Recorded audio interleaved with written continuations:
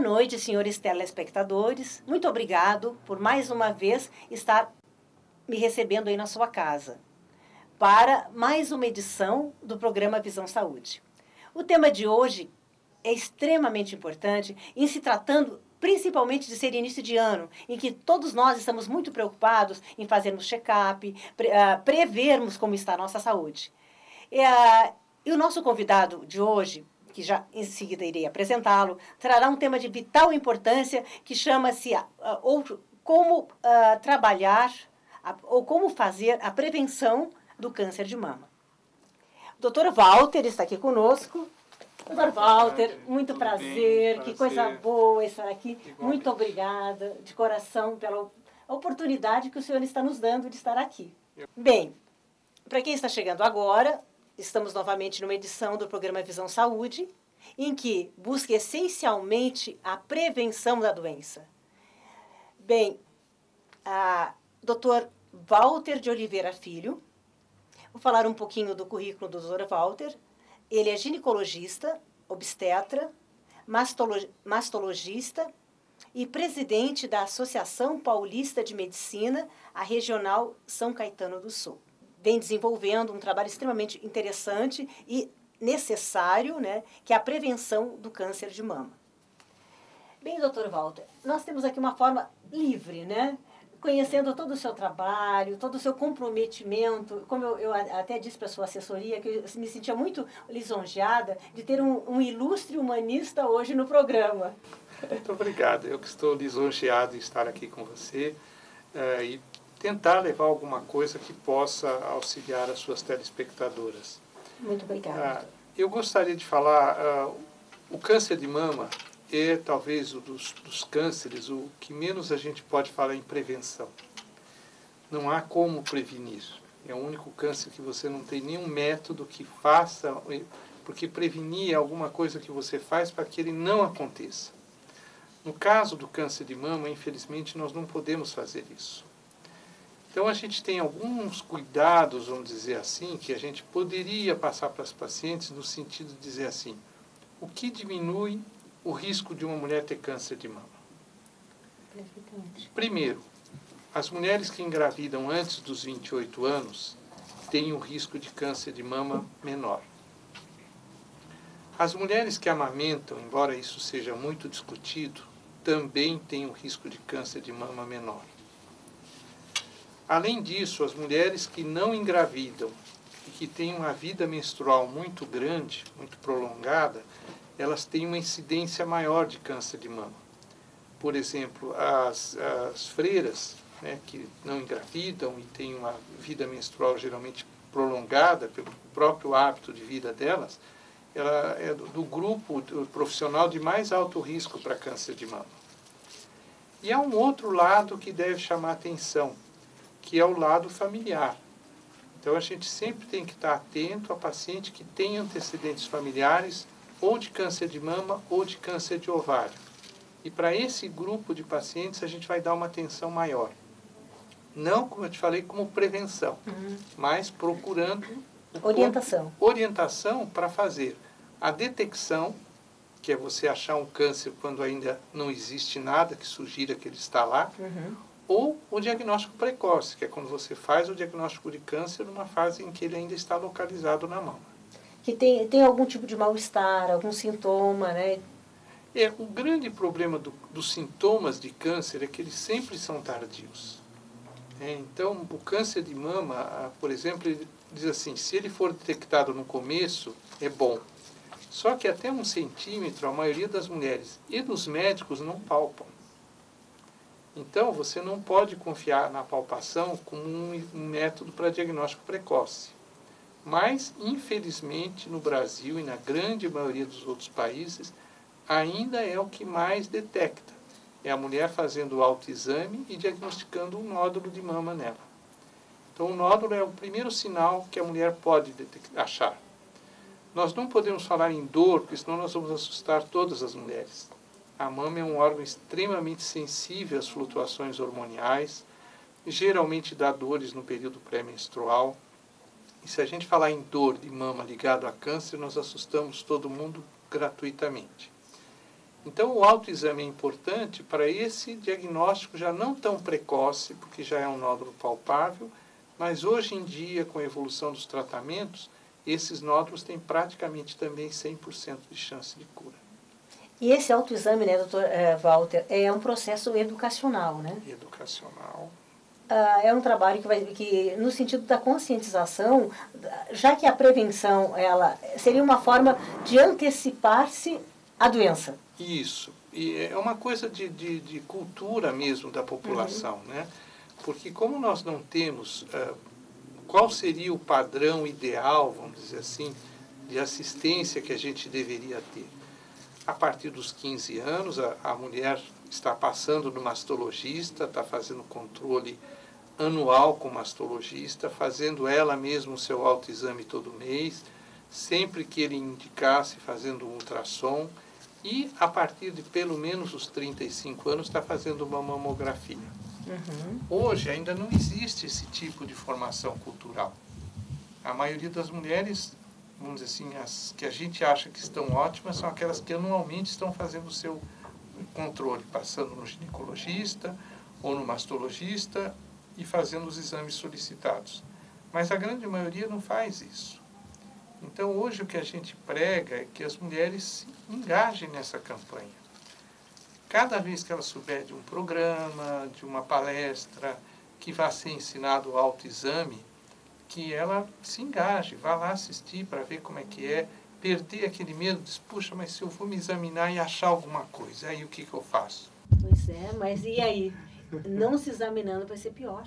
Vai ser pior, porque a doença vai continuar progredindo. Então, eu digo o seguinte, que realmente é um processo quando aqui as portas estão abertas, doutor Walter, não só para o senhor, para quem... Porque realmente a nossa proposta é a promoção da saúde. Isso não... No caso de não ser possível evitar, mas a promoção da saúde já vai criando, né? Eu digo que o programa Visão Saúde é um programa de cunho educacional. Ele busca exatamente formar, né, esses novos conceitos que nós podemos nós podemos promover a nossa saúde ou podemos promover também a nossa doença. Eu estou certo ou estou errada? Com certeza. A gente, vamos dizer assim, tem algumas coisas das quais a gente não escapa, né, que são promotoras de doença. A maior delas está aí, é o estresse. Então, ninguém vai escapar do estresse. Então, nós já temos um inimigo trabalhando em tempo integral para provocar doença. Se na contrapartida a gente não começar a ter programas como o seu, que vão contra isso, quer dizer, que começa a chamar a atenção do paciente para ele se dar um pouco mais de atenção a ele mesmo, antes de sentir alguma coisa, porque a primeira coisa quando a gente fala em qualquer tipo de câncer, que a gente dá palestras sobre várias áreas de câncer, né? O pessoal, a primeira coisa que pergunta é isso, qual é o sintoma? O sintoma em qualquer tipo de câncer é sempre tardio. Quando aparece algum sintoma, a doença já está avançada. Então, eu não posso me basear em sintoma. Eu, para me prevenir do câncer de mama, a mulher, para se prevenir do câncer de mama, eu falei porque é raríssimo, para cada 100 mulheres que têm câncer de mama, um homem tem câncer de mama. Então, o homem não precisa fazer autoexame de mamas. Mas a mulher, ela precisa estar fazendo esse cuidado da saúde dela. Ele começou a rigor com a prevenção do câncer do colo do útero. O câncer do colo do útero mudou a história do câncer do colo do útero no Brasil. Eu, quando eu me decidi entrar nessa área de ginecologia e obstetrícia, e depois mastologia, foi porque quando eu estava na residência eu acompanhei uma moça de 24 anos de idade que morreu de câncer de colo de útero. E morria-se de câncer de colo de útero entre os 24 e os 35. Aí o preventivo fez com que essas mulheres avançassem na idade. E hoje nós temos essa catástrofe, vamos dizer assim, que é o câncer de mama matando 10 mil mulheres por ano no Brasil. Por quê? Porque ainda se espera acontecer. Então, está na hora da gente começar esse trabalho seu e ampliar isso. Quer dizer, vamos estimular as mulheres antes de ter a doença. E aí, doutor Walter, a visão, né, do indivíduo, do ser humano, a visão biopsicossocial. Essa é a proposta, né? Que o câncer, claro que nós sabemos, e o senhor muito mais do que nós, que temos um conhecimento como consumidoras da informação, né?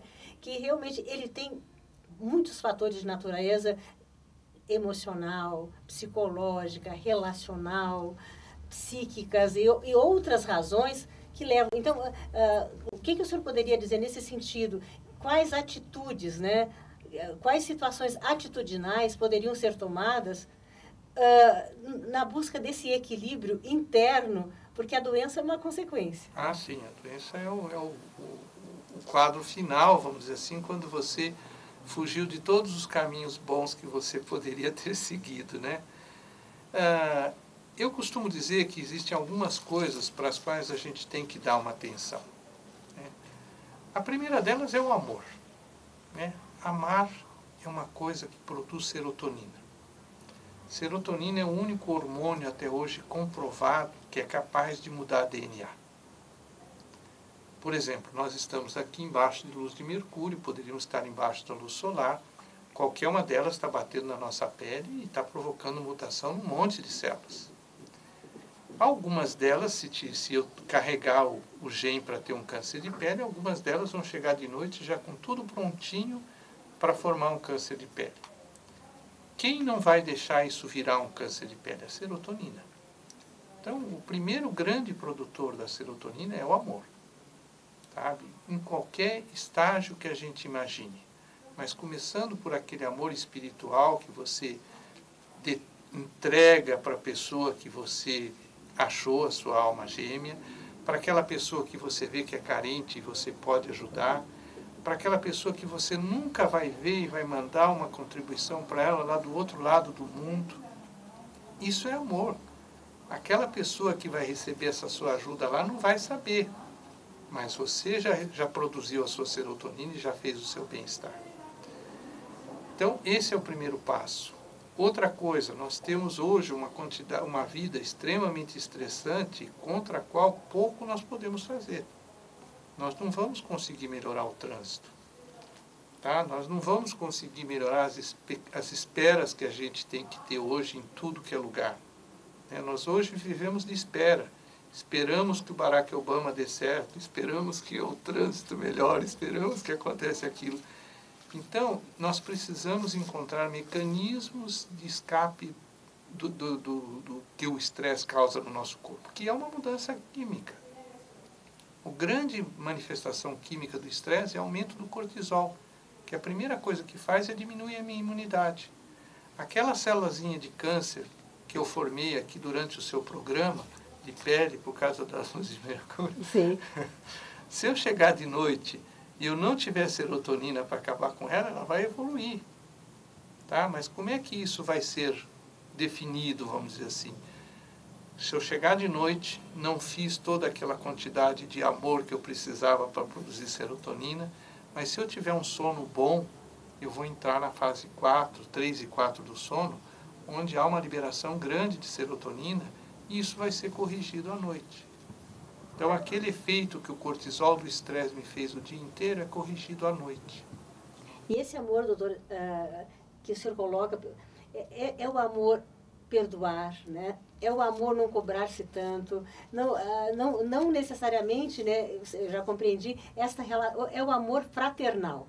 Não necessariamente só o amor parceiro, mas o amor dar-se. Sim, embora é bom que se saiba que o lado sexual do amor... Sim, o afeto, né? O lado sexual do amor é o maior produtor de serotonina que tem. Quando a pessoa atinge o orgasmo, ela realmente toma um banho de serotonina.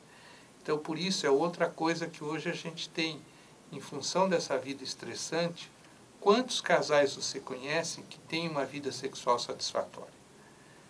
É que a maioria não diz, né? Mas você vê que o problema hoje é gravíssimo. Se você for a fundo, você vai ver que chega a 10% dos casais que têm uma atividade sexual que dizem, não, a minha vida sexual é plenamente satisfatória. Então, faltou orgasmo, faltou serotonina, que é outra válvula de escape que a gente tem. Agora, o amor principal, é lógico, é aquele amor que só da gente estar conversando num lugar com uma pessoa que você está se sentindo bem, Não tem jeito, estando a menos de 1,20 m, a troca de afeto já está existindo. As nossas energias estão se tocando, é verdade. Então, esse amor é importante, a gente tem que cativar isso que desapareceu. Hoje, quando você está dirigindo o seu carro, tudo que você quer é brigar com quem está na frente, é buzinar. Né? Quando é tão gostoso, quando às vezes você faz uma barbeiragem e a pessoa te devolve com um sorriso, eu me sinto tão bem, sabe? Que eu acho que é esse tipo de coisa que está faltando. A leveza, né? Está faltando, né, doutor Walter, leveza. Não levarmos a vida assim tão a sério. Esta leveza de atitudes. Nós vamos para o break, mas depois, realmente, eu gosto muito da medicina oriental. E a medicina oriental, eu sei que o senhor também aprecia, ela tem vários conceitos que colocam o câncer também como uma doença psicossomática. Depois do break, vamos ouvir alguma coisa sobre a relação do câncer com a saúde psicossomática. Estamos nós aqui do programa Visão Saúde, sempre buscando promover a educação em saúde, desenvolver atos, né, de busca do nosso bem-estar. E quem está chegando agora também, o que nós estamos trabalhando hoje, exatamente a prevenção do câncer de mama com o Dr. Walter de Oliveira Filho. Bem, Dr. Walter, nós antes do break estávamos falando aí da relação de mente, corpo, resultado. Então, tema livre. Então, na realidade, o que acontece é o seguinte, todo fator estressante, ele é um fator que diminui a sua imunidade celular. Nós temos durante o dia milhares, talvez milhões de células que estão se transformando em células cancerosas. O fator mais comum é o sol, é um dos maiores fatores cancerígenos que a gente tem. Então, vamos falar por milhares. Milhares de células todo dia estão sofrendo mutação para virar um câncer. Só que aí acontece o seguinte, você traz uma imunidade própria que tem capacidade de reconhecer essa célula e destruir. Por exemplo, vamos falar como a gente veio falar de câncer de mama.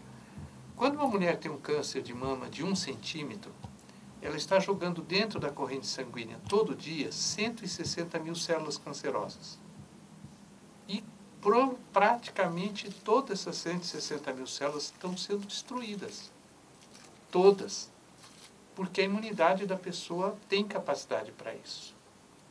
Agora, a partir de uma pessoa que começa a ter um lado emocional extremamente desgastante, uma vida afetiva ruim, uma vida sexual ruim, trabalhar no que não gosta, que é a pior coisa que existe, ter que conviver com pessoas que detesta, né? Então, todas essas atitudes, elas vão diretamente cair em cima da sua suprarrenal, que vai produzir cortisona, e a cortisona é um elemento bloqueador da sua própria defesa.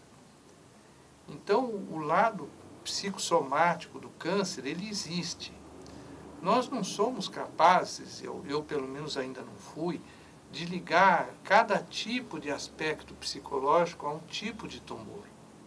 Né? Porque, por exemplo, alguns acham que o câncer de próstata teria algum significado com algum tipo de insatisfação sexual masculina, outros... Sim, muitas correntes, né? Tem várias correntes, mas o que eu acho básico é o fato de o lado psicológico não está bom. Um desequilíbrio interno. Um desequilíbrio uma interno. Desarmonia. Nem seria um desequilíbrio, né, doutor? Uma desarmonia. Uma desarmonia que, de repente, perde a capacidade de se defender. E as defesas caem. E aí o tumor se instala. E aí a gente percebe, mesmo quando houve aquele primeiro escape, que se formou um tumor e ele começa a crescer, como nós citamos esse exemplo do câncer de mama, durante muitos anos, o organismo ainda está impedindo que ele saia dali. Só que o que acontece? O lado psicológico que gerou tudo continua. Então vai chegar a um determinado ponto que é o ponto que vai a ruptura. Então, pronto, uma célula caiu na corrente sanguínea e o organismo já não conseguiu destruir. Ela vai se instalar em algum lugar e vai começar a dar um novo tumor, que é uma metástase. São casos que a gente, né, convive no dia a dia de pacientes que têm um câncer, se recupera daquele câncer e fica saudável. Outros, em seguida, novamente se apropria da doença, como se fosse um processo de apropriação, né? Eu tive um caso muito interessante e eu me lembrei bem porque ela morava próximo de onde estamos hoje. Sim. Era uma moça muito bonita, de 46 anos. Hoje o conceito meu até os 46 ainda é moça. Era uma moça de 46 anos e hoje né? A gente Com certeza. Vê a Vera Fischer na televisão. Com certeza. Então, essa moça tinha tido um câncer de mama, nos procurou, era um tumor grande, nós tivemos que fazer uma mastectomia, fizemos uma mastectomia. Como ela tinha esse lado de vaidade muito forte, ela naquele tempo não havia reconstrução tão rápida como se faz hoje, ela esperou 2 anos, fez a reconstrução, ficou perfeita, estava 5 anos de controle pós-cirurgia sem nenhuma metástase. Aí ela perdeu uma filha de 14 anos com uma doença chamada mucoviscidose. 6 meses depois ela tinha metástase nos 2 pulmões. Então, a gente tem que acreditar nisso. Eu não posso dizer não, porque eu estava acompanhando. Eu sabia que 6 meses atrás ela não tinha metástase nenhuma. Então, o lado psicológico interfere muito. Por isso, eu particularmente sou um pouquinho favorável à escola americana contra a escola brasileira. A escola brasileira quer que não se conte nunca para o paciente que ele tem câncer. Não conta, ele não sabe. Olha, nós estamos trazendo ele para consultar aqui com o senhor, mas ele não sabe que tem câncer. Eu acho esse tipo de relacionamento péssimo, porque eu acho que a primeira coisa que a pessoa